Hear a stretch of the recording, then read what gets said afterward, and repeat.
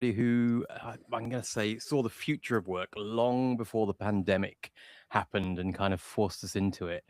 John Riordan has been called the Godfather of Remote Work, and he's worked for some amazing companies. He's like led big distributed teams across the world at Apple, Virgin Atlantic places.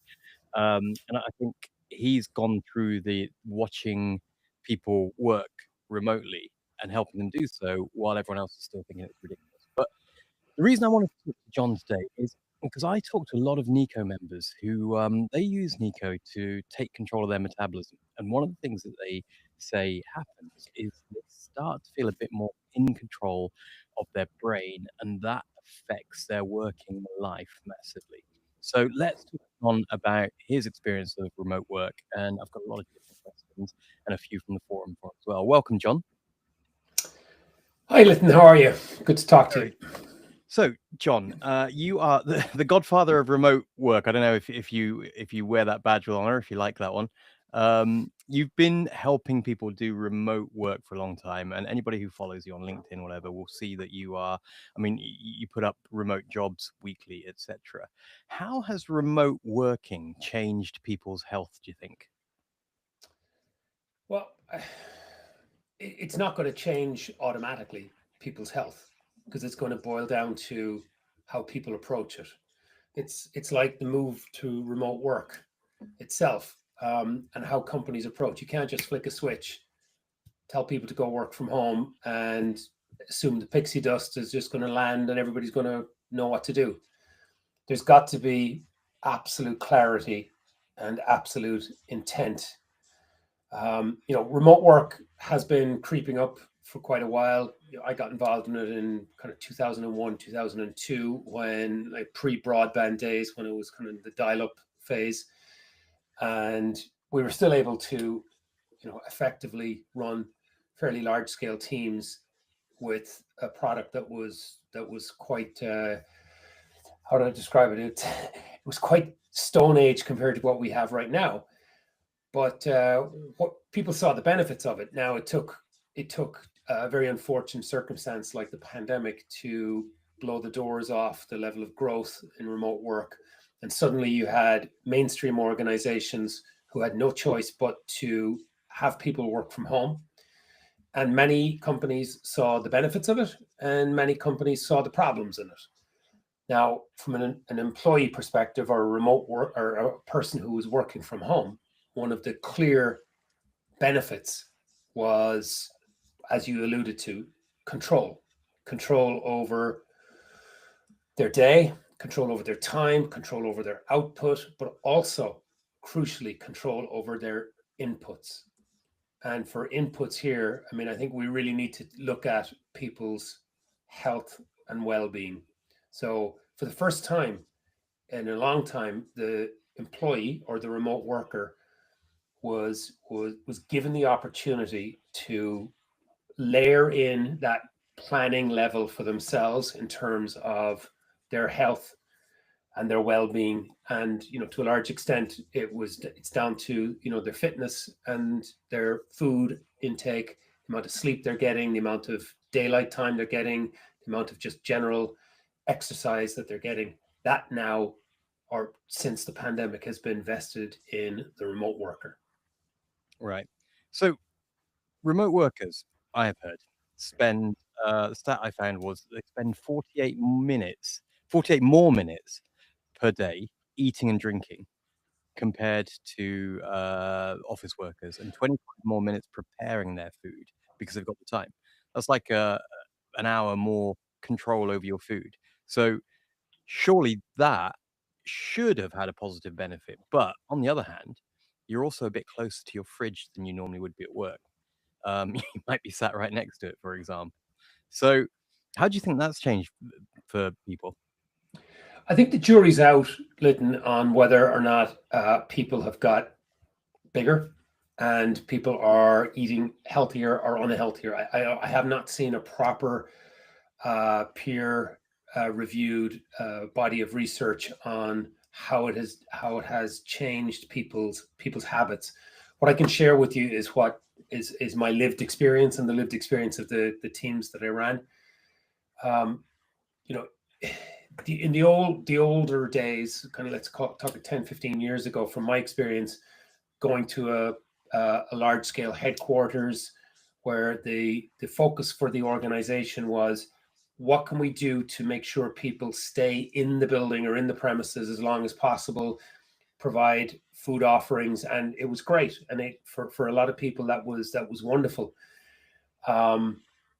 It was challenging in another way because you have less control, and I think we all realize that the best way to manage our intake is to be the person controlling the intake, and part of the control of it is the food prep and the ingredients. When you're dining out, you have no idea how much of certain products are, spices and salts and butters and whatever are going into the food. But when you're preparing your own food at home, you have that level of control. So while I'm not able to cite the research or comment on the research per se, my lived experience is that when you are controlling the inputs yourself, you have a far better chance of essentially delivering a better end product. There is one piece of research that I think 2023, it was about how have people's habits changed after the pandemic happened. And what it found is that office workers, they self-reported, but it basically reported a snacking epidemic. So the number one challenge is how much more people reach for snacks. And particularly what they reported was when they get stressed, because now that you've got like 24/7 access to your fridge if you're at home, I think what happens with a lot of people, and tell me if I'm wrong about this, I think people work more often now that they've got flexibility. As in, you pick up your phone, you can start checking Slack and email early on. Is that right? Yeah, I mean, again, it's a really interesting one because it's down to how you shape your day. If you're working in an organization that expects, or or maybe you have this expectation of yourself where you're on 24/7, it's not a healthy thing. And I would posit that the type of person who works for an organization where that expectation exists is likely to be the person who is snacking constantly, staying at their desk, and being less structured.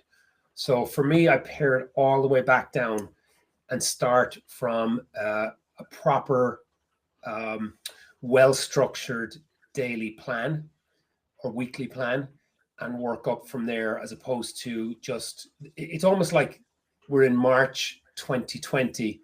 We don't know how to do this whole remote work thing.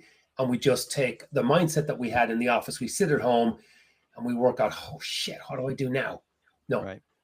I would say start from scratch and build up. And that's the biggest challenge I've seen for companies. They're trying to bang a square peg into a round hole. And the companies that have tended to succeed in this, and the employees who have succeeded, are people who have focused on the intent. What am I trying to accomplish?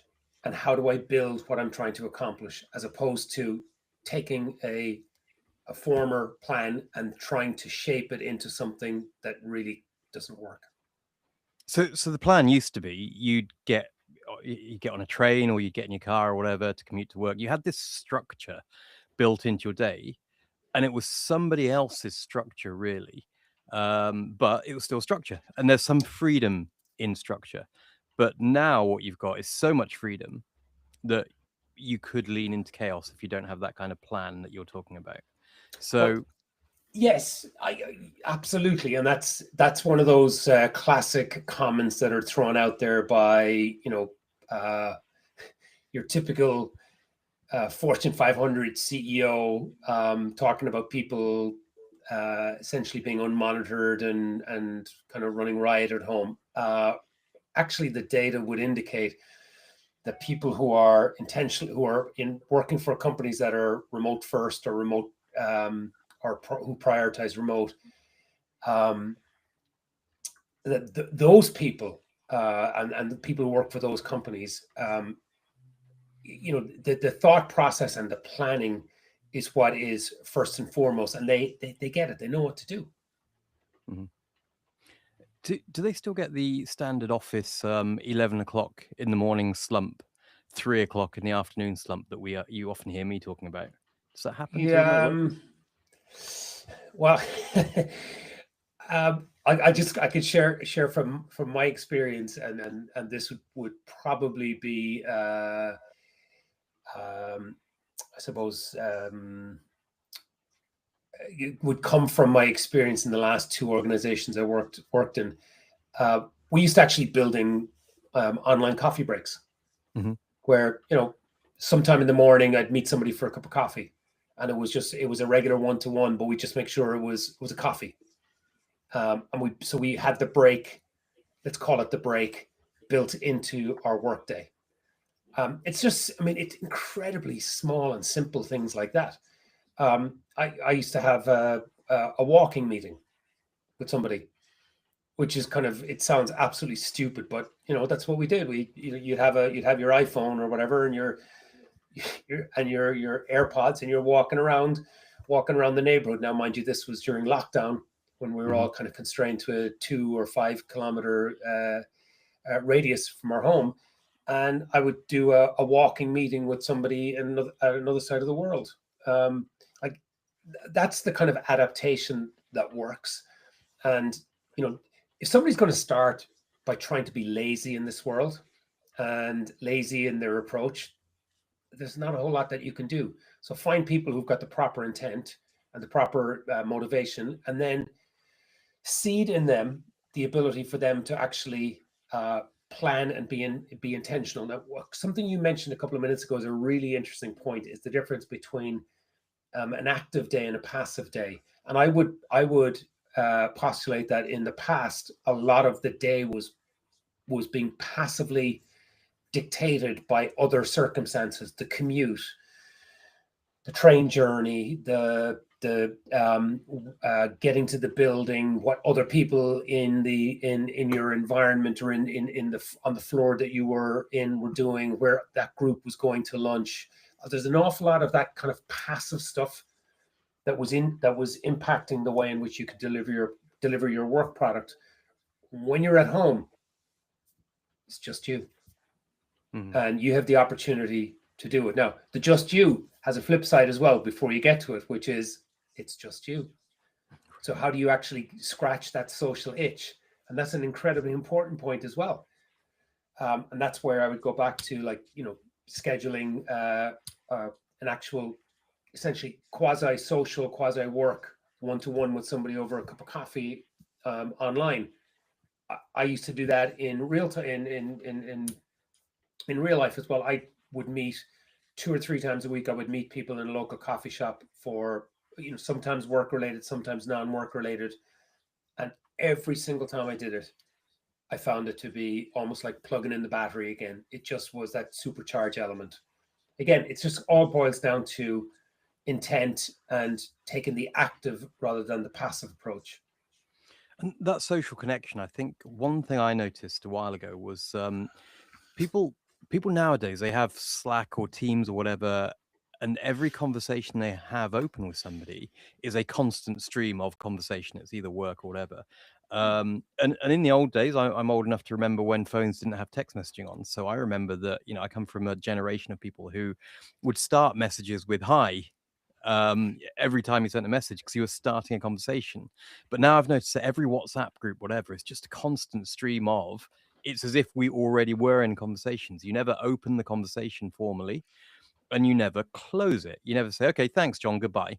You just wait until the next time you have an inquiry for that person, if you know what I mean. So we've got these constant conversations with people that are open loops that we don't necessarily close. But also there's surely some social kind of contact cues missing if I'm not saying good morning to my colleagues, for example. So if you take that approach, if I take that as gospel, and say and assume that a lot of companies are doing that. Yes, you're entirely correct. There are tons of cues being missed. When you look at it, when you invert it and look at it with intent, and I can just go back to my last gig was at Shopify, and in the 5 years that I was there, one of the most important things that we did is we had a quick stand up first thing in the morning, Mhm. the equivalent of a stand up meeting in an office, except it was online, and the team would get together, and it would some mornings would be 15. It typically would be 15 minutes, quick chat, and it always started with social conversation. The game on TV last night, whatever, whatever it was. Uh, but it just was a point of connection to kind of root you in what you're doing. And that was, it sounds a little bit twee and a little bit kind of contrived, but I'll tell you, it made a massive, massive difference to ground you and connect you in the day. And it got to the point where people would be sharing, here's the 2 or 3 things I'm doing today. And then you suddenly had an accountability group to a certain extent, and you're reporting the Mhm. following day. Yeah, I said those 3 things yesterday. I got 2 of them done, and I'm nearly done with the other one. Great, well done. So that happens organically when you've got that layer, that bottom layer of intent.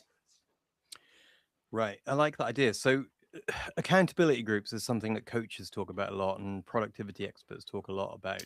You It set them up works. formally, but they can be an awkward thing to do. Like, say, hey, does Hmm. anybody want to be in my accountability group? But what you're saying, and what I'm hearing from you, is just get in a morning meeting and just don't talk about work straight away, and you'll end up with one somehow in the most social way Yeah, possible.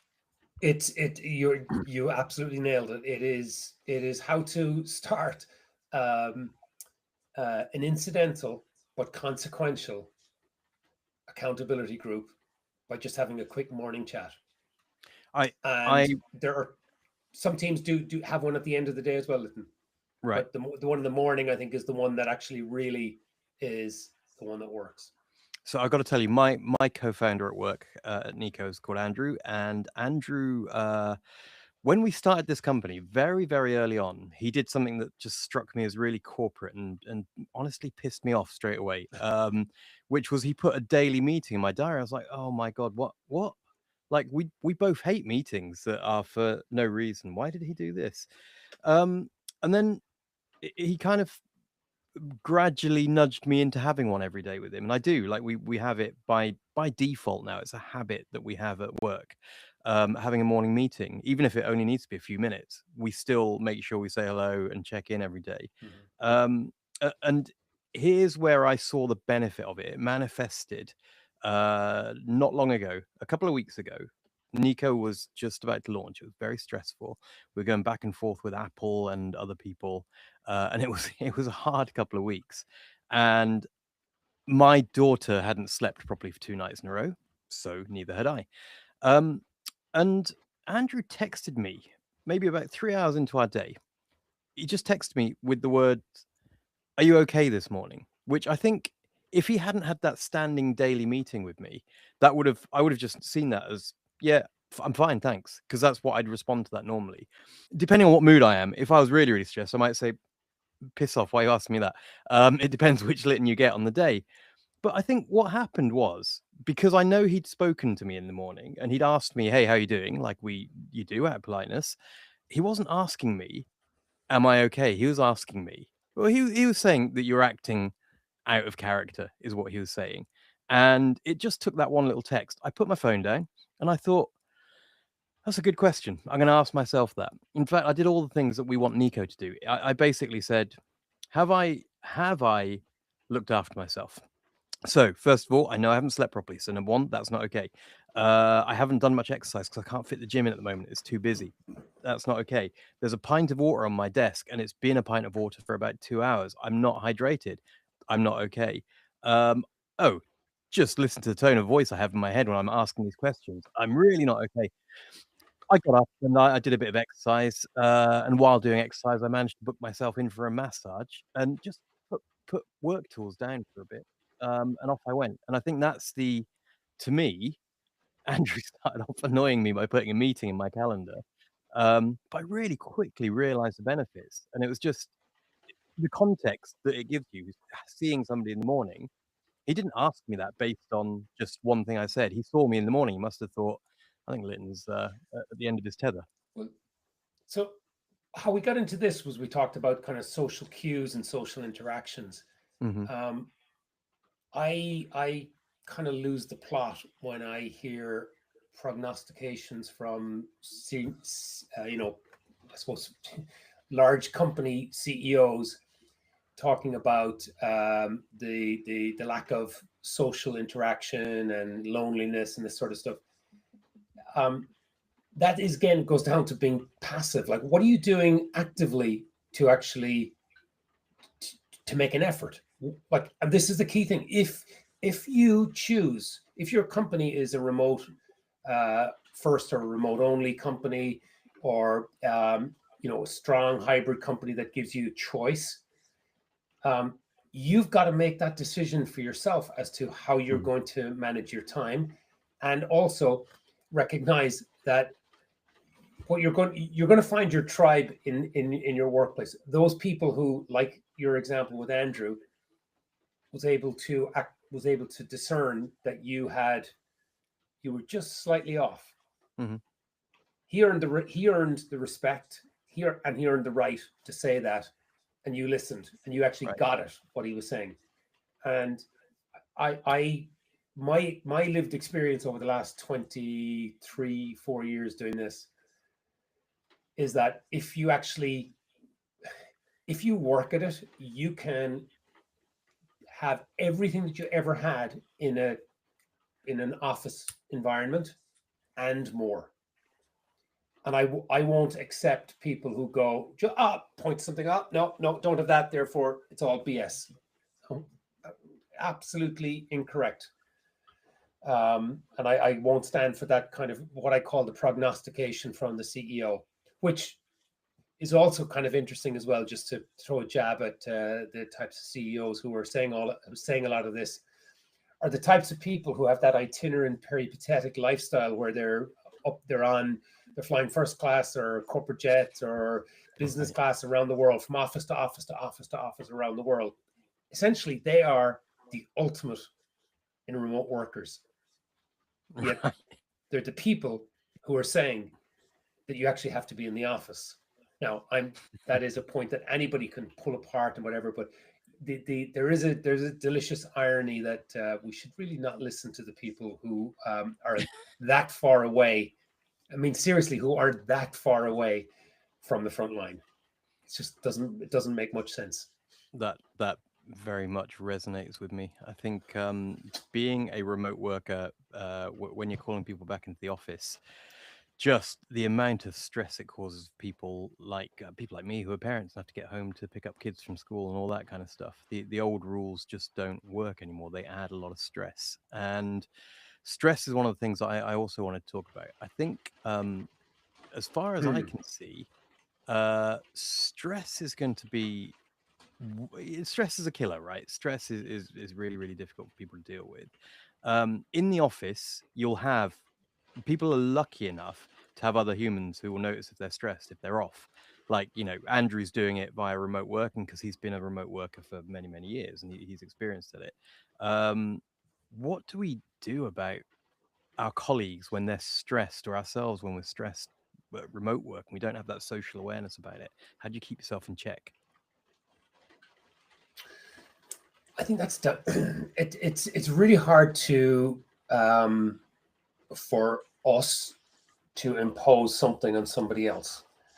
It's creating an environment where people will actually self where self-care is considered to be a plus. So, actively encouraging people to go to get out and get some fresh air during the day, and actually, encouraging coworkers or employees to get up and get out for a Hmm. period of time during the day. um, get a bit of vitamin D. It's a good thing. It's a really, really, really important and good thing, even in the depths of winter when it's raining like crazy outside. Uh, get the dog out. I mean, the dog wants to go out. get out there. Get out walking in nature. It'll make a big difference. And it's all, I'm sure there are people who listen to this who are going, oh, that's all woo-woo crap. Every single bit of research would indicate that I've ever read would indicate that you are enhancing your physical and mental health by getting some outside time every day, particularly around your work schedule. All work and no play is not a good mix. So you'd recommend actually stick it in your diary, for example, stick it in your calendar? Absolutely. I jokingly say the best I've been saying it for a long time, the single best thing for anybody who's working remote is get a dog. Right. Get a dog that needs to be walked morning and evening, because therein is the pull to get you out. And it is essentially, it can bookend your day if you're smart. Again, this is down to intent. Some people that doesn't work. So for some people it's exercise. For some people it's, and I'm talking about, running or walking. For some people it's stretching. It's, building in some element of movement during the day, whether it be, a yoga class or a meditation.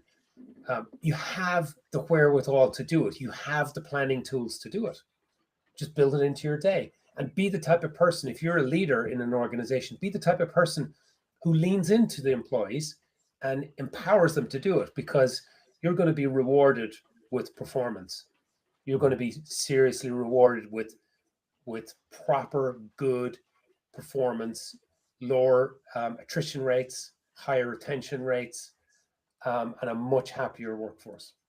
So from a personal point of view, you can increase your own performance, because think about the fact that your brain is it's only 2% of your body weight, and it's using up 20% of your energy. It's quite a demanding organ, quite rightly so. Your brain's doing most of the work. If you're a remote worker, for most of us, we are doing knowledge work. We are doing information based work where we're processing information a lot. So to actually give your brain the best chance of functioning properly, definitely one of the things you need to do is give it breaks regularly, which means don't do what John says and take a walk, but take your phone or your bloody laptop with you. I think, John, am I right in saying you mean just take that phone out of your face, put it away, focus on the dog if you have one? Absolutely. I mean, I look something that I do, and this would be different from a lot of other people. In fact, in our house here, my wife and I would differ completely on how we approach, for example, walking the dog. I never ever use my headphones ever, because it's my time to be away from, to be unplugged.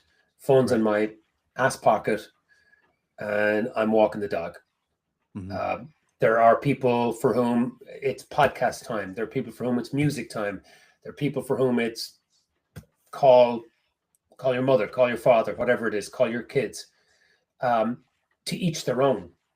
But it's the key thing is getting into that routine and having some element that pulls you away from being sat in the office. Now, one other quick thing, actually, which we're talking about here, which we haven't mentioned yet, is your physical location at home.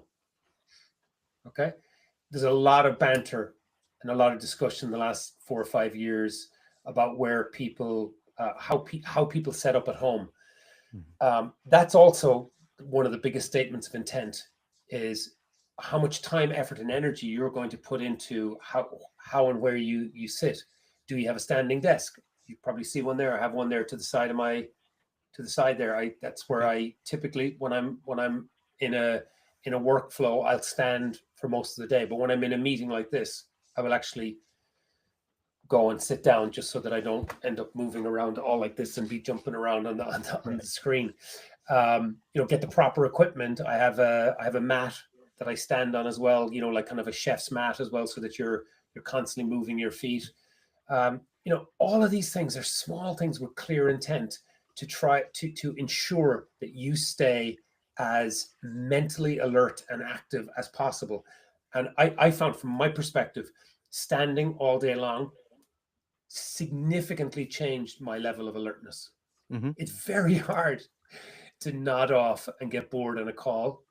when you're standing up. It's a Right. whole lot easier for your mind to wander when you're sitting down. Now, talking to you is quite compelling, and I'm not saying that my mind is wandering, but if I were standing up, it would be the level of alertness is quite significantly higher. So standing desks. I can see on your right hand that you're also wearing a black ring. I'm guessing it's a smart ring, which tracks Yes. things. How does that Yes. affect your decisions about performance and work and stuff? It's interesting. I'm not tethered to it, but I use it as a piece of just one of the inputs. I look at kind of the resilience stats. I look at my sleep stats, and I am not religious about it. I don't live my life by it. But what I find is when I am doing the right things, and I'll check in every couple of days, and I go, oh my god, yeah, I'm like my all these categories are improving when I'm doing the right things. And the key thing I've noticed is that my I have when I get to a more regular sleep pattern. I'm not talking about a completely boring. You must go to bed at 10:04 p.m. at night and all, and get up at the exact same time. There are people who Mhm. espouse that theory, but when my sleep is that much more regular, I my energy levels are that much higher. Right. So the regularity for me, relatively early, get up, go to bed relatively early, get up relatively early, be active first thing in the morning. I find that all of the stats that are measured on the Aura ring um, improve, every single one of them. Hmm. So you use it as part of a wider data set. Is I kind of I know you're a data nerd because you publicly talked about data a lot. Um, Good. So I want to ask you from the point of view of somebody who is now they've listened to what you've said and they thought, okay, maybe I'll get a standing desk, maybe I'll track my steps and my sleep, whatever. I can see all these different things I do. One of the words I've picked up on, John, that you've said a lot is the word intent. And I think we're coming to a point of the year where people start thinking about making New Year's resolutions. Um, so, what are the intentions that you think? Let's say I want to reset next year. I want to change the way I work. I want to be a better remote worker from the point of view of having more energy, more focus, Mhm. performing better. What kind of things do you recommend that I do? If you were to give me a list. I think it's probably to commit to putting structure to your day, not having somebody else put structure to your day, but you intentionally putting structure. First one would be time management. Would be ensuring that for the and not just for your work component, but for your day, that you have some routine and some regularity, and you don't just get up and wing it every day. So, and to each their own. There's no point in prescribing exactly how people should do it. If you're the type of person who would lean in towards routine, lean in towards that. If you're the type of person who hates routine, what I would say is just try to scratch a little bit, get a little bit better. Mhm. Baby steps. Second one would be in terms of location, your home setup. Um, be really intentional in your home setup. Recognize your budget first of all, but be intentional. Would I am I is it worthwhile trying a standing desk? Like that standing desk I showed you a couple of seconds ago is under €100, Right. under 100 pounds.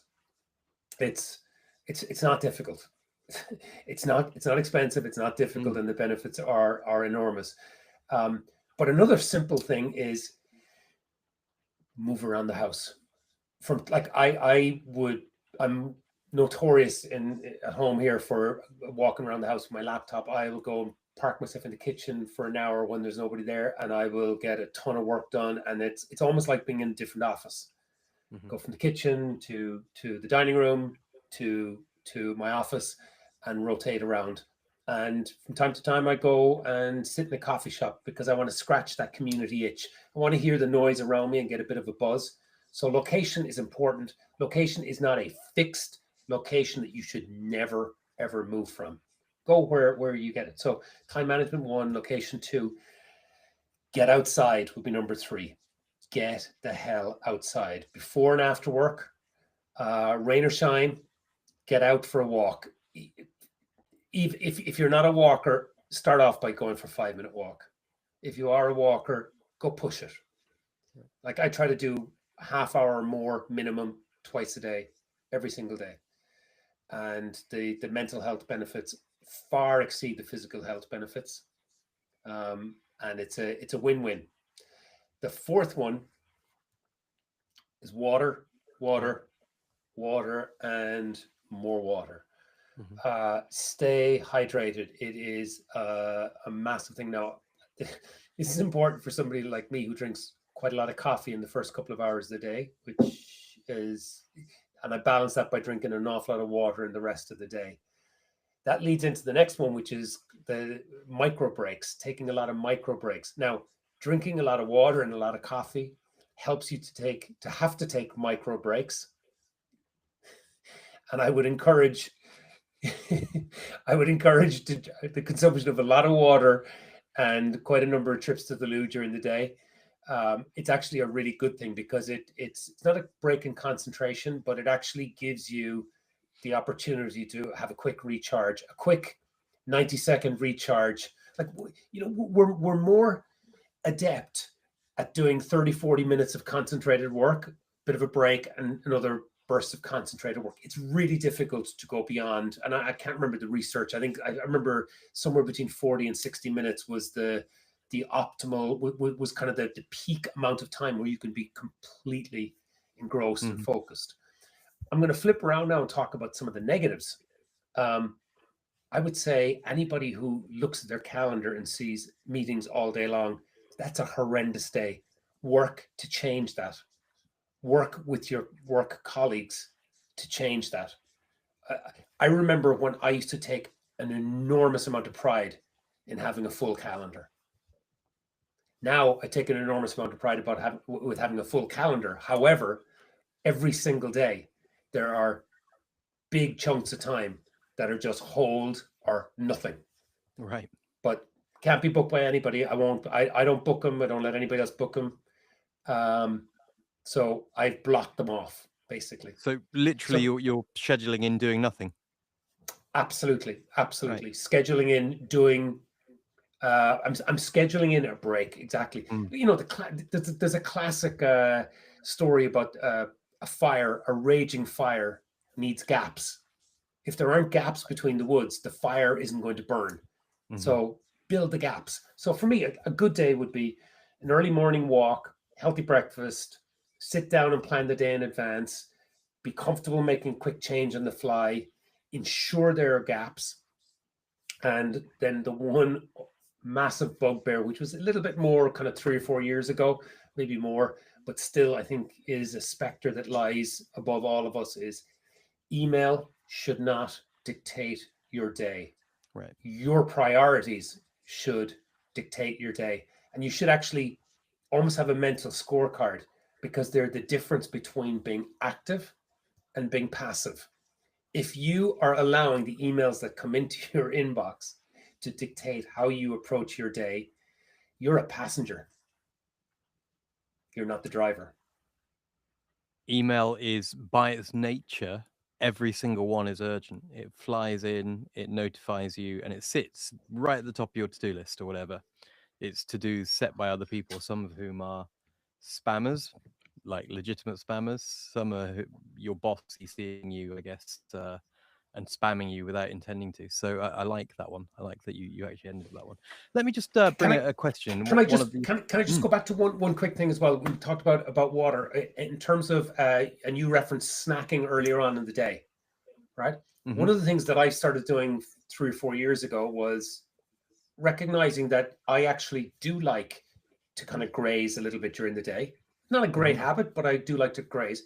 So instead of having, biscuits and chocolate and that kind of stuff, I just started buying nuts, cashew nuts, mixed nuts, whatever. And I have a jar on the counter downstairs at all times with mixed nuts, and I pour them into a bowl, and I bring them up and sit here and nibble away when I need to. And I find I'm sated by that. It works for me, and it's a whole lot healthier. Sounds like you are part of the snacking epidemic, but your snacks are more fat and protein based, is what you're saying. One could say that, yeah. Guilty as charged. It's very good. Pint of Passion has a question. How do you maintain a good routine with meal times when you're dealing with meetings split across time zones and need to accommodate meeting times which are outside standard office hours? Oh yeah, that's a brute. Well, knowing in advance what those office what let's call them non-standard hours are is important. I mean, um, I spent a lot of my career being between 5 and 8 hours away from the mothership. So I totally get how discombobulating it can be to have a very important uh, call at 10 o'clock at night. But plan accordingly. So, that doesn't mean that like, nobody's expecting you, or you shouldn't be expecting of yourself that you're putting in the 10-hour day beforehand and then you're doing the 5 hours in the evening, a couple of hours prep for the meeting and then the 2-hour meeting. Like, Mhm. that's called, I'm going to burn out big time Right. fast. So it's being intentional. It's a very important thing as well, which is flagging your work hours. And it's not a case of flagging your work hours and saying, I don't work in the evenings. As you move up in an organization, there are plenty of times when you're working non-standard office hours and it's required. But do it intentionally. Like, again, this goes back to the active versus passive.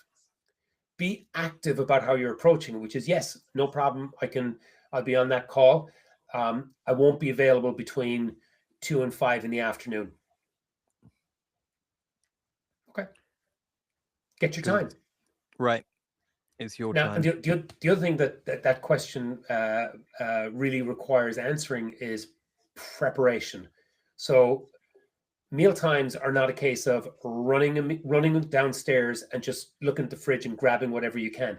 You know that there's going to be meetings at those times, so ensure that you're planning for that. So, like, have your food before the meeting, or plan to have it after the meeting, but don't just sit and wait for the day to wash over you, and the last thing you do is fuel up. I mean, look, every single successful athlete has a fueling plan. There are very few, it's few and far between where a regular employee at home is going to sit down and actually have a fueling plan like a professional athlete. But that doesn't mean that you shouldn't think about it. It doesn't mean that you shouldn't have some idea as to what you're going to do. Because your brain is working as if it's a professional athlete. So fuel it well.